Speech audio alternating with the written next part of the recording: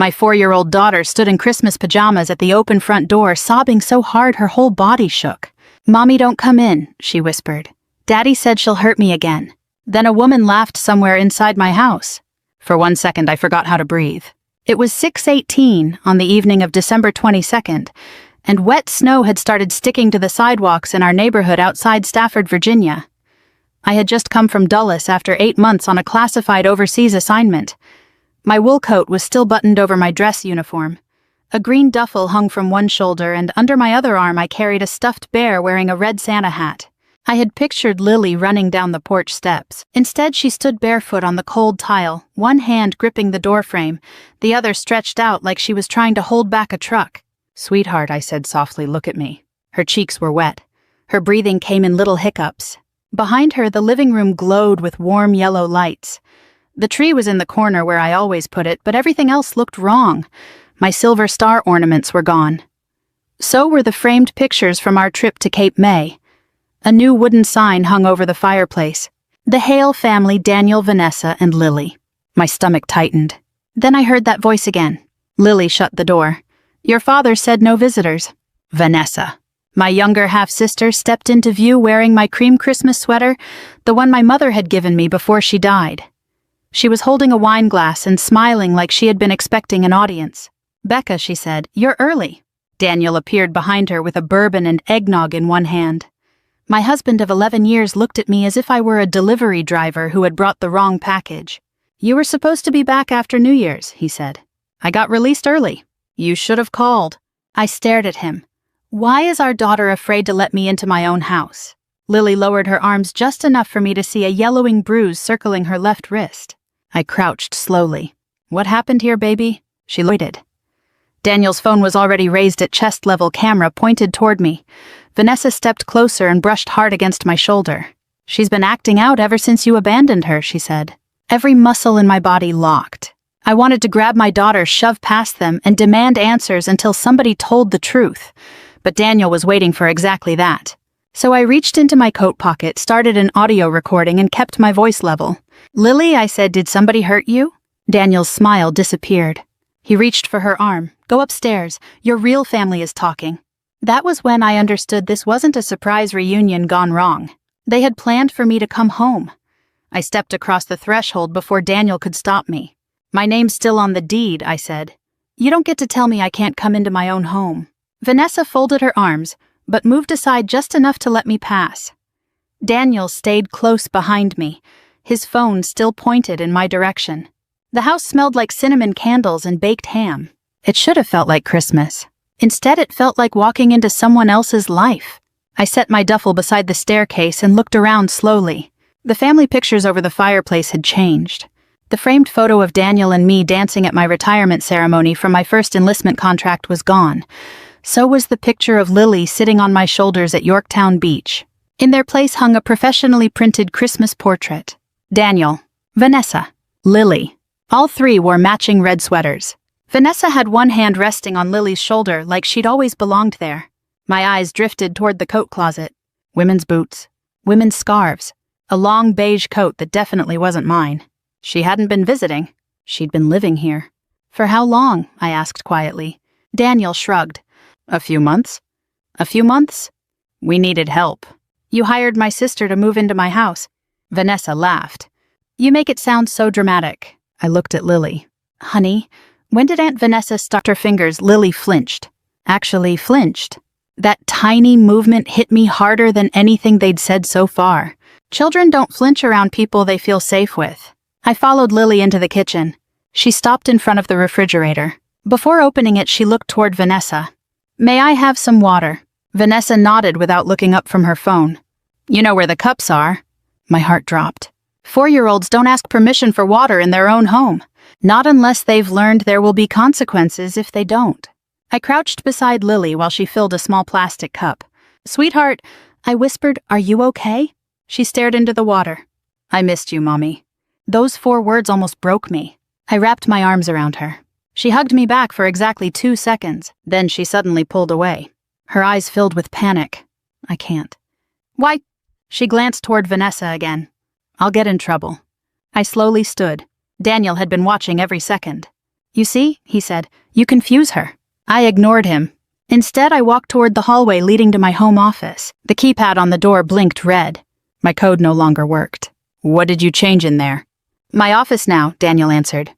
"Your office?" "You've been gone." I turned the handle anyway. "Locked."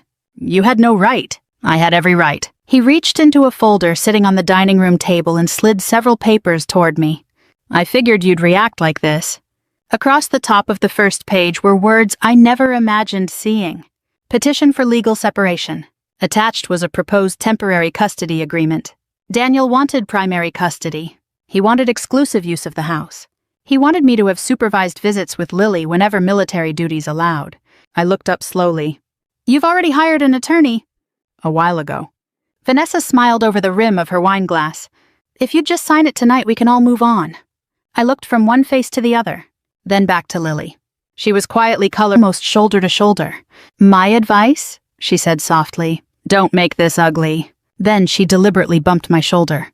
"Not hard. Just enough." Daniel's phone tilted upward. "Still recording." Waiting. Trying to catch the moment I lost control. I understood exactly what they were doing. I took one slow breath, then another. Instead of raising my voice, I pulled out my phone and dialed 911. "Stafford County Sheriff's Office," the dispatcher answered. "My 4-year-old daughter just told me someone in this house has been hurting her. I'd like to request a welfare check." Daniel didn't look worried. He smiled. "You really should have called sooner," he said calmly. "I already called them this afternoon." At that exact moment, red and blue lights flashed across the living room windows, painting the Christmas tree in alternating colors. Daniel leaned close enough for only me to hear. "Now let's see who they believe." The first deputy through the door was a man about my age with gray around his temples. His partner, a younger woman, followed him inside carrying a notepad. "Evening," he said. "I'm Deputy Collins with the Stafford County Sheriff's Office. Who made the call?" "I did," I answered. Before I could explain another word, Daniel stepped forward with a tired smile.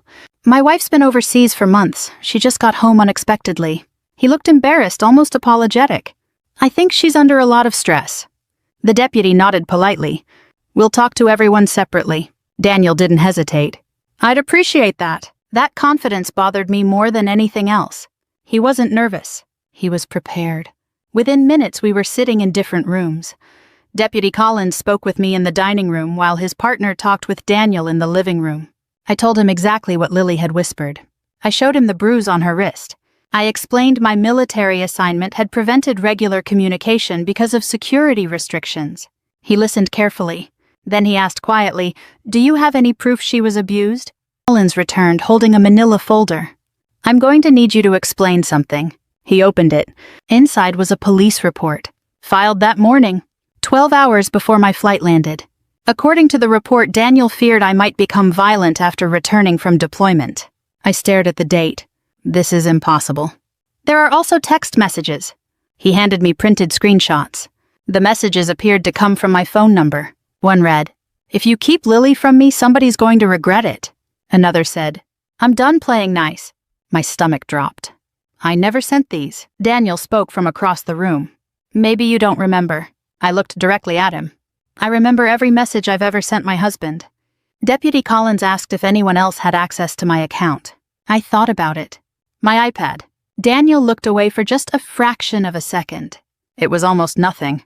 But after 22 years in uniform, I'd learned that the smallest hesitation often meant the biggest truth. The deputy made a note. Daniel wasn't finished.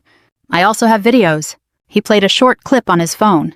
It showed me yelling in our driveway almost a year earlier. No context. No beginning. No ending. Just me raising my voice. What the deputy couldn't see was why. Daniel had left Lily alone in his SUV outside a grocery store while he ran in for one thing. She'd been buckled into her car seat for nearly 20 minutes on a 90-degree afternoon.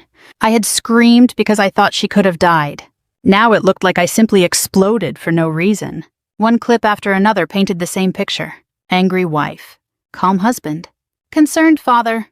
The younger deputy came downstairs holding Lily's little hand. She knelt beside her. "Honey, can you tell me who hurt your wrist?" Lily looked toward Daniel. He didn't say a word. He didn't have to. She lowered her head. "I don't know." My heart broke. Not because she lied, because she was terrified. The deputies exchanged a glance. We're contacting her. I reached for her as she walked past me. I'll see you soon, sweetheart. She clutched the stuffed bear I'd brought home from the airport. I love you, Mommy. I love you more. I assumed she'd be coming with me afterward. Instead, the investigator pulled me aside outside the hospital. Until we sort out these conflicting allegations, Lily can't go home with either parent tonight. The words hit harder than any battlefield briefing I'd ever received. What? We have an approved emergency placement. My Aunt Carol, she nodded. I leaned against the wall outside the emergency entrance. The Christmas lights wrapped around the hospital shrubs blurred through my tears. I had come home to save my daughter. Instead, I couldn't even tuck her into bed. Back at the parking lot, my phone rang. Colonel Denise Carter. Rebecca, she said gently, I've already been notified about the domestic incident. I closed my eyes. Military commands heard everything. If criminal allegations continue, she said, your security clearance may be reviewed. I need you to stay calm. I am calm. No, she replied softly. You're disciplined. Don't lose that now. That night I checked into a Holiday Inn Express off Route 1 because Daniel had already changed the locks. At 2:07 a.m. I sat on the edge of the bed still wearing my army trousers, staring at Lily's empty little Christmas stocking I'd packed months earlier. I wanted to drive back to the house. I wanted answers. Instead, I called military legal assistance. The attorney who answered listened quietly before asking one question. What evidence, he said, were they hoping you'd destroy by getting angry? I didn't sleep the rest of the night. I met Rachel Kim at 9 o'clock the next morning in a small law office just off Courthouse Road in Stafford. She wasn't what I expected. No dramatic speeches. No expensive suit. She wore a navy cardigan, sensible shoes, and reading glasses that kept sliding down her nose while she reviewed my paperwork. After listening for nearly an hour, she folded her hands. Rebecca, I'm going to tell you something you probably don't in the eye. It's about proving your daughter isn't safe. That sentence changed everything. Up until then, every thought in my head centered on Daniel and Vanessa. Rachel quietly shifted my focus back to Lily. If we chase revenge, she said, we'll lose sight of the child. Protect Lily first. The truth will take care of the rest. For the first time since landing in Virginia, I felt like someone was giving me a plan instead of sympathy. She asked me to rebuild the last 8 months, 1 week at a time. Who had seen Daniel? Who had watched Lily? Who lived close enough to notice changes? One name came to mind immediately. Marjorie Delaney, our next-door neighbor. She was 72 years old, retired after 35 years as an elementary school secretary, and knew more about our neighborhood than the Homeowners Association ever would. When I knocked on her door just after lunch, she opened it before I could ring the bell. There you are, she said. Her sweatshirt read, not retired, just done with stupid people. For the first time in days, I almost smiled. She pulled me into a hug. Oh, honey. I didn't know where else to go. You came to the right porch. Inside her house smelled like coffee and homemade banana bread. She poured 2 mugs before I even sat down. I figured you'd be back before Christmas, she said. I was. She shook her head. No, I figured you'd come looking for answers. I stared at her. You knew something was wrong? I knew something stopped feeling right. She disappeared into her den and came back carrying a spiral notebook almost an inch thick. I write everything down. What? I've done it for 30 years. She handed me the notebook. Every page had dates, times, license plates, deliveries, arguments, visitors. My grandson says it's an old lady hobby, she said. I call it paying attention. I flipped to August. 3 weeks after I'd deployed overseas, one note immediately caught my eye. August 18th. Young blonde woman moved into Hale House. Side. Then another. October 11th, preschool bus arrived. Lily never came out. My hands tightened around the notebook. You saw all this? I did. And nobody called me. Marjorie sighed. We thought you already knew. I swallowed hard. She walked me over to her kitchen window. You see that? Mounted beneath the porch roof was a Ring camera. I finally bought one after somebody stole my bird feeder. She grinned. Turns out it caught a lot more than squirrels. She opened the app on her tablet. The first video showed Vanessa arriving with grocery bags. Nothing unusual. The second showed Daniel carrying furniture into the house. Still nothing. Then she played one from early November. Vanessa opened the back door. Little Lily stepped outside wearing only socks. The temperature on the video read 38 degrees. Vanessa pointed toward the patio. Stay there until you learn to listen. The door closed. Lily sat on the concrete, hugging her knees. 5, 10, 15 minutes passed. Nobody came back. I felt my stomach twist. Marjorie quietly paused the video. I almost called the sheriff that day. You should have. I know. Neither of us spoke for a while. Then she opened another recording. This time there wasn't much to see, but there was plenty to hear. Vanessa's voice drifted across the fence. You'd better stop crying before your daddy gets home. Then another sentence. If your mommy loved you, she wouldn't have left. I closed my eyes. For a second, I couldn't even breathe. Marjorie reached across the table and squeezed my hand. I've got months of these. Rachel was right. Evidence. Not anger. Evidence. As I gathered my things to leave, Marjorie stopped me. Oh, one more thing. What? I noticed a moving company back in October. What were they moving? They carried 6 boxes out of your home office. I froze. My office? She nodded. And they loaded every one of them into a storage unit truck. An hour later, Rachel was studying my bank record, $78,400, moved from my deployment savings into a joint business account owned by Daniel and Vanessa. I kept staring at the number on Rachel's computer screen. $78,400.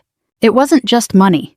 It was 8 months of deployment pay, hardship pay, and the extra savings I'd put aside for Lily's college fund. I looked at Rachel. There has to be some mistake. She slowly shook her head. I wish there were. She enlarged the banking records. The transfer had happened 6 weeks earlier, authorized using a financial power of attorney. I immediately recognized my own signature. I signed that before I deployed. Rachel nodded. Most military families do. I gave Daniel permission to pay bills. And that's exactly what he appears to have used. She clicked through several more documents. The problem is, he didn't stop there. I leaned forward. He refinanced your home. What? He also opened a home equity line of credit. I felt sick. He couldn't. He could. Rachel pointed toward another page. You gave him authority to handle financial matters while you were overseas. I trusted him. I know. There wasn't a hint of judgment in her voice. Only facts. She printed the paperwork and spread it across the conference table. Mortgage documents. Bank transfers. Corporate filings. Then she circled one name with her pen. Hale Family Support Services, LLC. What is that? Rachel searched the Virginia Business Registry. It was created 4 months ago. She turned the monitor toward me. Owner, Daniel Hale. Managing partner, Vanessa Price. Business purpose, providing support services for military families. I laughed. Not because anything was funny, because I honestly didn't know what else to do. My husband started a business helping military families, using your deployment money. Rachel finished. We searched further. There was no office, no website, no employee. A luxury SUV lease, registered to Vanessa. The second, designer furniture. The third, a beach vacation in North Carolina. Then came credit card payments, jewelry stores, spa weekends, boutique clothing shops. None of it had anything to do with helping military families. Daniel hadn't built a business. He'd built a lifestyle with my paycheck. Rachel quietly organized the papers into neat stacks. This gets worse. I was afraid you'd say that. She slid over another document. The Stafford Regional Chamber of Commerce.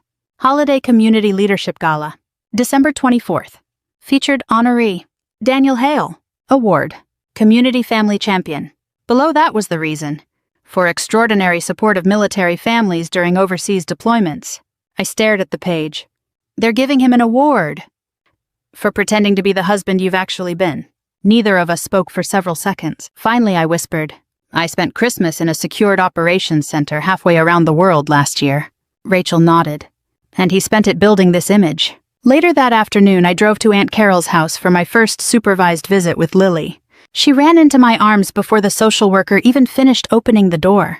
For a few wonderful minutes, she acted like my little girl again. We colored Christmas trees, built a tower out of wooden blocks, read the Polar Express. Then completely out of nowhere, she looked at me. Mommy, yes, sweetheart. Are you leaving again? The question caught me completely off guard. No. She looked uncertain. Daddy said the Army always takes you away. I swallowed hard. The Army asked me to serve. Will they ask again? I didn't answer immediately, because I honestly didn't know. Instead, I kissed the top of her head. I'm here today. She leaned against me. I like today. Those 4 simple words hurt more than any accusation Daniel had ever made. After the visit ended, Rachel called. I've received an offer. From Daniel. His attorney. Allegations. Agree to primary custody. And sign the separation agreement. Daniel will return half of the money. Half. Like he was negotiating over a used pickup truck instead of my daughter's future. For one terrifying moment, I actually considered it. Maybe ending the fight quickly would spare Lily. Maybe I could start over somewhere else. Rachel must have heard the silence. Rebecca. I'm listening. He isn't offering you peace. She paused. He's offering you pieces of what already belongs to you. I closed my eyes. She was right. This had never been about money, or the house, or even Daniel. It had always been about Lily. The next morning during another supervised visit, Lily sat quietly with a box of crayons. She didn't say much. She simply drew. When she finished, she handed me the picture. It showed 3 people. Vanessa, Lily, Daniel. Daniel was holding a phone. Vanessa's hand was raised. Above them, a tiny red camera. I couldn't stop looking at Lily's drawing. 3 stick figures, Daniel, Vanessa, Lily. Above Daniel's head was a little black rectangle with a blinking red dot. At first I thought it was just something a 4-year-old had scribbled. Then Rachel leaned closer. Ask her about the camera. The following afternoon we met again at Aunt Carol's house for another supervised visit. The child welfare investigator stayed in the next room while Lily and I sat on the living room rug, building a castle out of wooden blocks. I waited until she seemed relaxed. Then I picked up the drawing. Sweetheart, can Mommy ask you something? She nodded. What is this little black box? She looked at it for only a second. The camera. What camera? The one Daddy put on the bookshelf.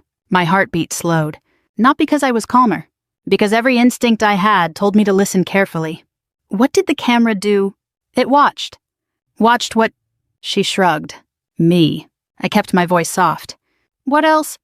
So the camera could see. Rachel and I exchanged a quick glance. I turned back to Lily. What was the camera supposed to see? She whispered so quietly I almost missed it. Daddy said Mommy would get mad. She looked ashamed. I didn't want you to get mad. I reached over and gently tucked a strand of hair behind her ear. You never did anything wrong.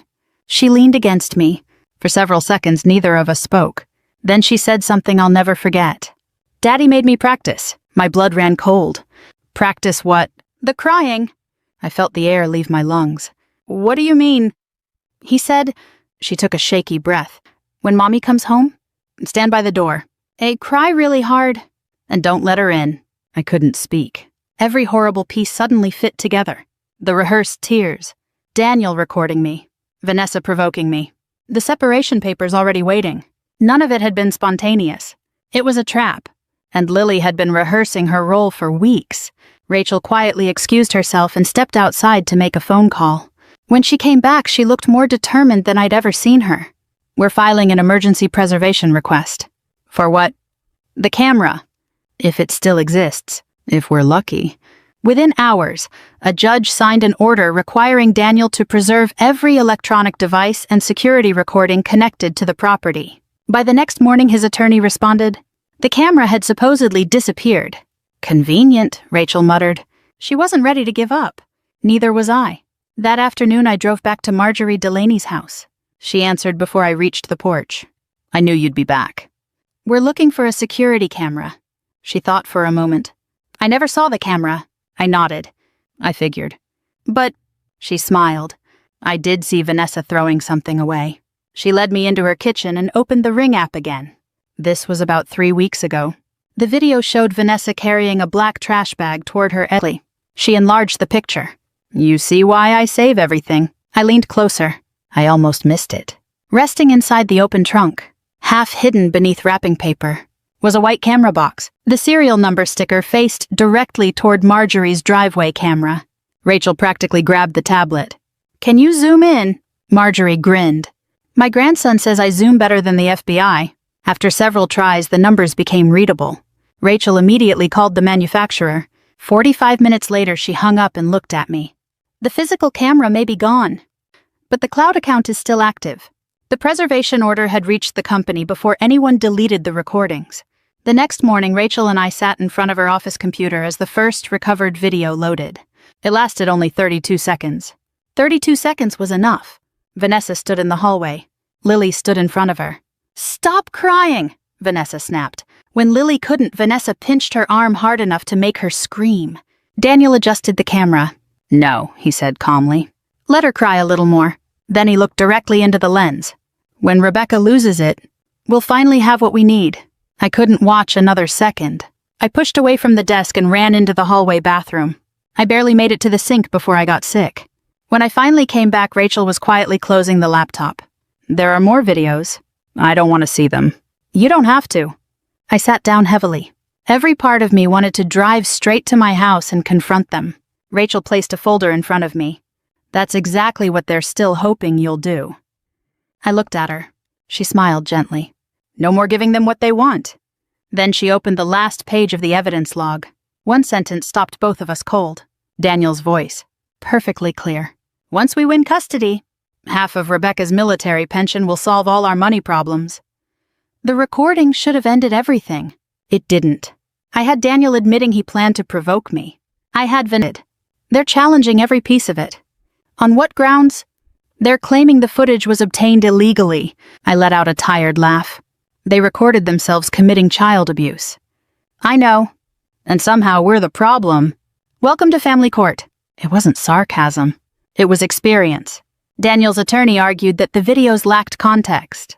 Vanessa claimed she had only pinched Lily to keep her from running toward the stairs. Daniel insisted his comments about my pension had been taken as a joke. None of it made any sense, but it slowed everything down. Instead of immediately changing custody, the judge ordered more evaluations, more interviews, more paperwork, more waiting. Waiting was something I'd learned in the Army. Waiting for transport, waiting for intelligence, waiting for orders. But waiting while my daughter slept somewhere else, that was a different kind of pain. Then another blow landed. Colonel Denise Carter called me into her office at Fort Belvoir. She closed the door before speaking. "This isn't disciplinary, I understand. But because of the allegations and the ongoing investigation," she slid a folder across her desk. "Your security clearance is being placed under administrative review." I looked at the paper. Temporary reassignment. No classified systems. No intelligence briefings. Desk duty.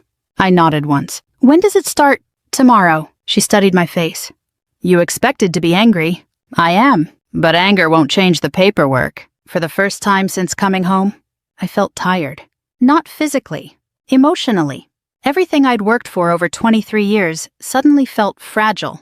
As I left headquarters, I passed younger soldiers heading toward the secure building where I'd spent most of my career.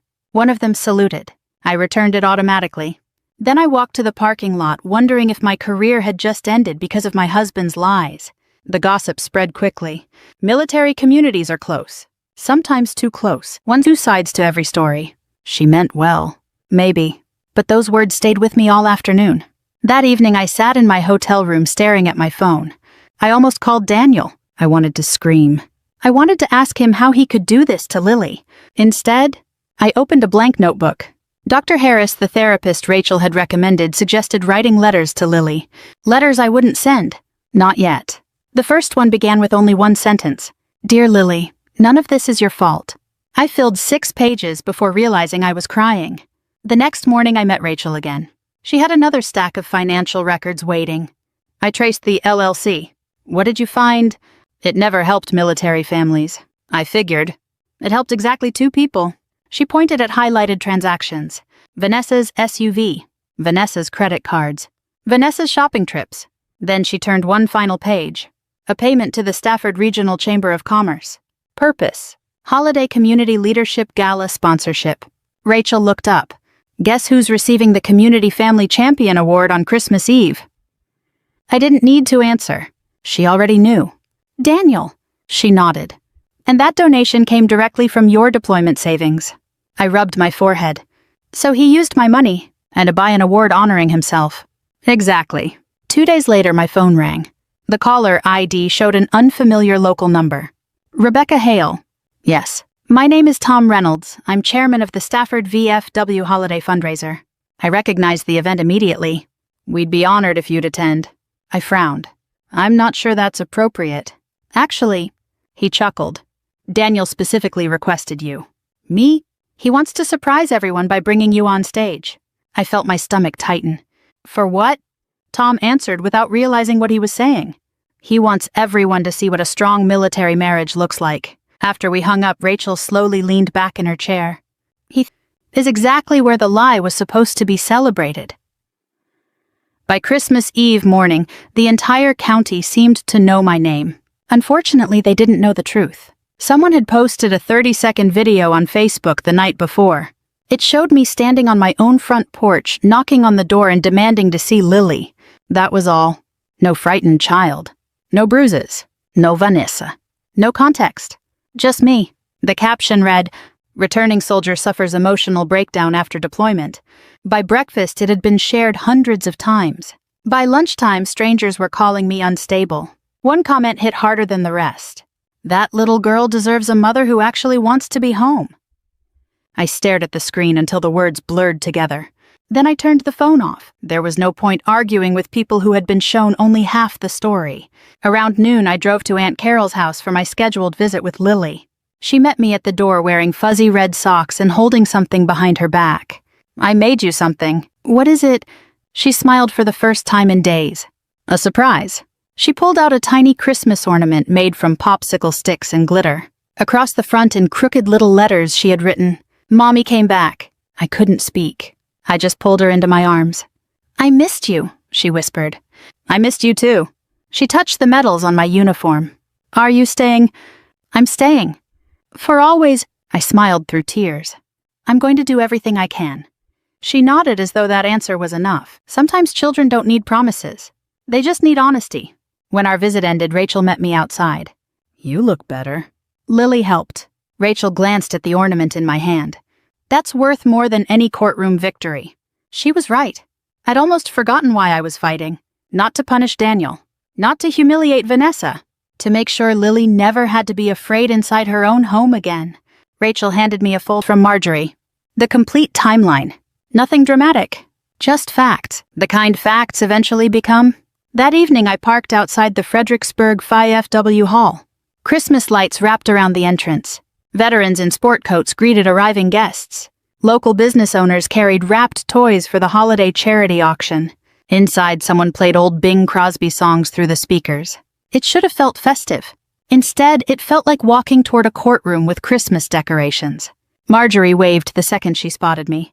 She was wearing a bright green sweater covered in sequined reindeer.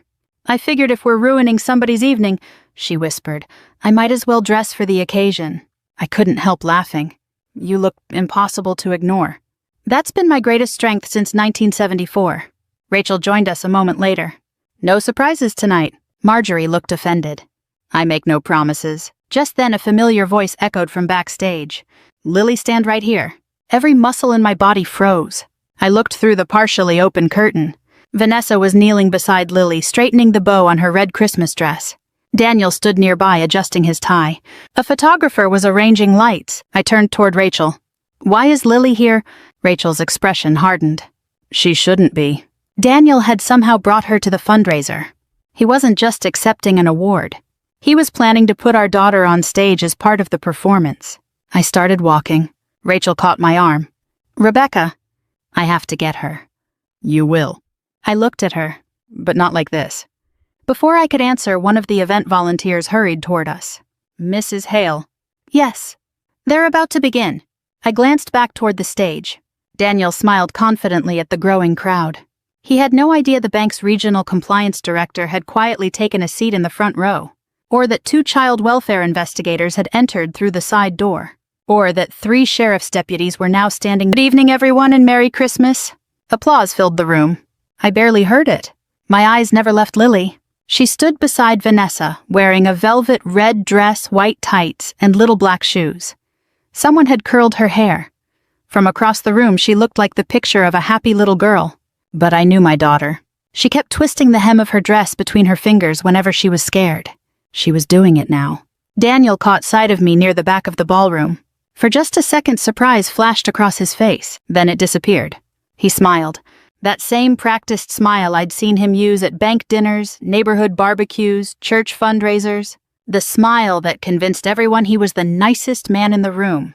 He excused himself from a group of guests and walked toward me. "I wasn't sure you'd come." "I almost didn't." He nodded. "Probably for the best if you stay in the audience." I came to see my daughter. So did everyone else. His voice remained calm. So let's not make a scene. There it was again. The bait. Always the bait. Rachel had warned me. He wanted witnesses. He wanted another video. He wanted Rebecca Hale, the unstable military wife, to lose control in public. I forced myself to breathe slowly. I only want to talk to Lily. You'll have your chance. He glanced toward the stage. After the ceremony, I'll decide when I see my daughter. His smile faded. You really haven't learned. Before I could answer, Vanessa appeared carrying 2 cups of coffee. Oh, she said sweetly. I didn't realize our guest had arrived. She deliberately emphasized the word guest, as though I were visiting someone else's life. She leaned down toward Lily. Come on, sweetheart. Lily didn't move. Vanessa reached for her hand. The second Vanessa touched her wrist, Lily flinched. Instinct took over. I stepped forward. Don't touch my daughter. Vanessa tightened her grip. She's fine. Let her go. People nearby began turning their heads. Phones slowly appeared. The room went completely silent. Daniel immediately raised his voice. Rebecca, several guests gasped. A man near the stage lifted his phone higher. I realized what was happening. Again, the same trap. Different room. Different audience. I slowly released Vanessa's wrist and stepped backward. I'm not doing this. Vanessa looked disappointed. Daniel looked even more disappointed. Rachel quietly appeared beside me. You caught yourself. Barely. That's enough. My hands were shaking. Not from fear. From anger. Years in the army had taught me how to stay calm under enemy fire. Nobody had ever taught me how to stay calm while someone frightened my child. The child welfare investigator walked over. She knelt beside Lily. Honey, she smiled gently. Would you like to come sit with me for a little while? Lily nodded immediately. Without looking at Daniel. Without looking at Vanessa. She simply reached for the investigator's hand. That tiny decision spoke louder than any testimony. As they walked away, Daniel tried one last time. You see, he called after them. Rebecca upset her. The investigator stopped. She turned around slowly. No. Her voice remained perfectly calm. Your daughter looked relieved the moment she walked away from both of you. Daniel's face tightened. For the first time all evening. His confidence cracked. I slipped into the ladies' room a few minutes later, locked myself inside a stall, and cried. Not because I was weak, because I had come within inches of giving Daniel exactly what he wanted. Rachel found me several minutes later. You okay? I wanted to hit her. I know. I've never wanted to hit anyone before. Rachel nodded. Wanting revenge doesn't make you a bad person. She handed me a tissue. What matters is what you do next. I wiped my eyes. I'm done thinking about revenge. She smiled. Good. Now I just want the truth. Rachel laughed softly. That's even more dangerous for them. Outside applause erupted. Confidently to the crowd. He had no idea that the bank's compliance director was sitting in the front row with a thick investigation file on his lap, or that 3 sheriff's detectives had quietly taken seats along the side wall. His speech was about to begin. So was the end of every lie he'd built. Daniel walked onto the stage to a standing ovation.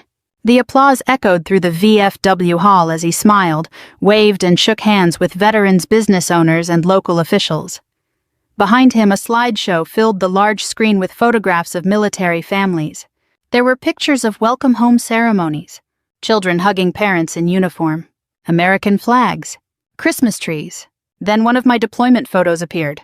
It showed me standing with my unit overseas.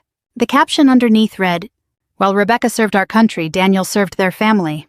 My stomach turned. He had built an entire speech around my military service. Without my permission, Daniel adjusted the microphone. Thank you, he began. This award doesn't belong to me alone. He smiled toward the audience. It belongs to every military spouse who quietly keeps the family together while their loved one serves overseas. More applause. He looked humble, grateful, almost believable. I've always believed our daughter deserved stability. He paused dramatically. And sometimes that meant making difficult choices. Vanessa smiled proudly from the front row. Daniel reached toward her. I couldn't have done any of this without Vanessa. The audience applauded again. Someone behind me whispered, What a wonderful family. Rachel leaned toward me. Almost, Daniel continued. Military life demands sacrifice. He looked directly at me. And forgiveness. Then he smiled. I'm grateful Rebecca could join us tonight. A spotlight found me near the side of the room. Several people turned. Daniel stretched out one arm. Rebecca, would you join me on stage? Every eye in the room shifted toward me. Family photograph. I ignored his hand. Instead, I turned toward the master of ceremonies. May I say something? He looked uncertain, then nodded. Of course. I stepped to the microphone. My husband is right about one thing. The room fell silent. Military families make sacrifices. I looked toward the veterans seated in the front rows. You know that better than anyone. Several nodded. I continued. But sacrifice only means something when it's honored. I turned toward Daniel. Not exploited. His smile disappeared. I reached into the folder Rachel had handed me moments earlier. Mr. Reynolds. I looked toward the event chairman. Would you mind playing one short video? Daniel's face changed instantly. What video? The chairman looked toward the audiovisual technician. Rachel quietly handed him a flash drive. Within seconds, the giant screen went black. Then the recovered security footage appeared. The date, December 22nd. The front doorway. Lily standing exactly where I'd found her. The audience watched in complete silence. Then they heard my little girl's trembling voice. Daddy said, and if I let Mommy in, she'll hurt me again? A murmur spread through the room. Daniel stepped toward the screen. That's completely out of context. Nobody answered. The next clip began. Vanessa stood over Lily. You're not crying hard enough. She pinched Lily's arm. My daughter cried out. Daniel adjusted the camera. Then his own voice filled the ballroom. Let her cry a little more. He looked directly into the lens. When Rebecca loses it, we'll finally have what we need. Nobody applauded now. Nobody moved. The room had become so quiet I could hear the heating system humming above us. Daniel grabbed the microphone. This has been edited. Rachel calmly walked onto the stage carrying certified documents. It hasn't.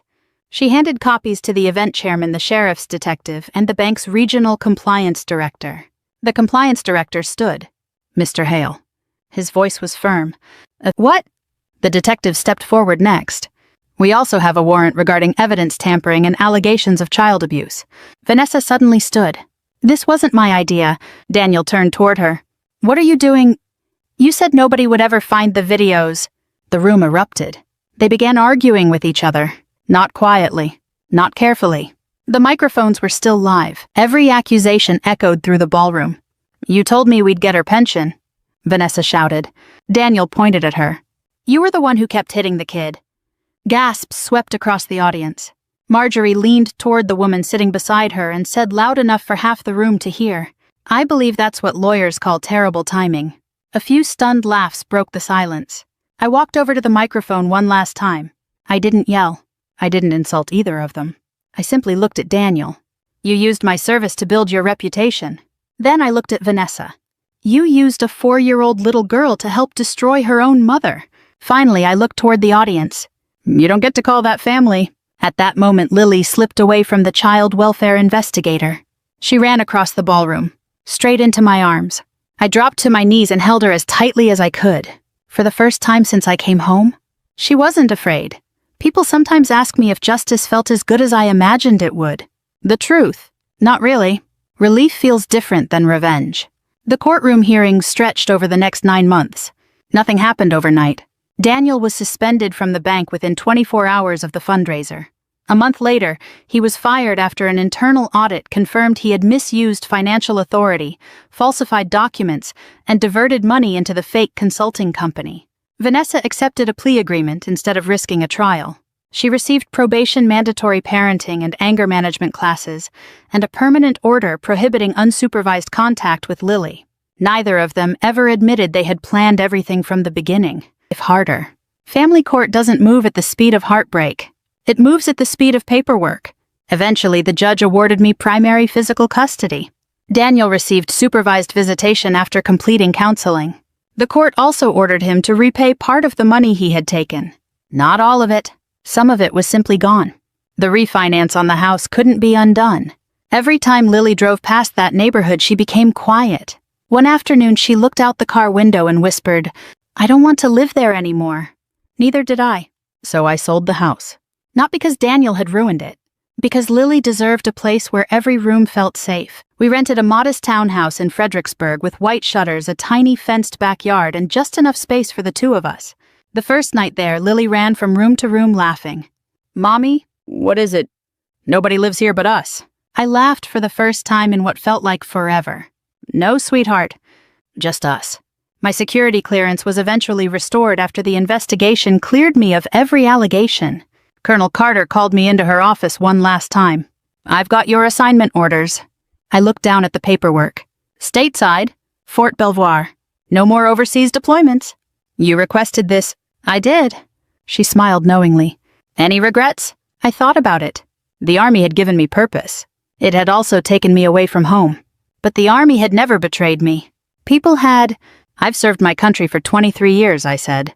Now I need to serve one little girl. Colonel Carter stood and shook my hand. I think that's your most important assignment. The following Christmas looked nothing like the one before. No grand decorations, no expensive dinners, no giant tree, just a small artificial tree from Home Depot. Homemade sugar cookies, hot chocolate, a string of colorful lights around the living room window. While decorating, Lily opened a small box. Inside was the ornament she had made during our supervised visit, the one with crooked glitter letters. It belongs where everyone can see it. I realized she wasn't talking about the ornament. She was talking about us. For a long time, I thought coming home meant walking through my own front door. Now I know better. Home isn't a house. It isn't a title. It isn't even a marriage. Home is the place where your child feels safe enough to fall asleep without fear. If you've stayed with me until the end, thank you for listening to my story. I'd love to know what you would have done if you had been standing at that front door. And if someone you love is suddenly quieter than they used to be, don't ignore it. Sometimes the smallest voice is the one asking for help the most. The end.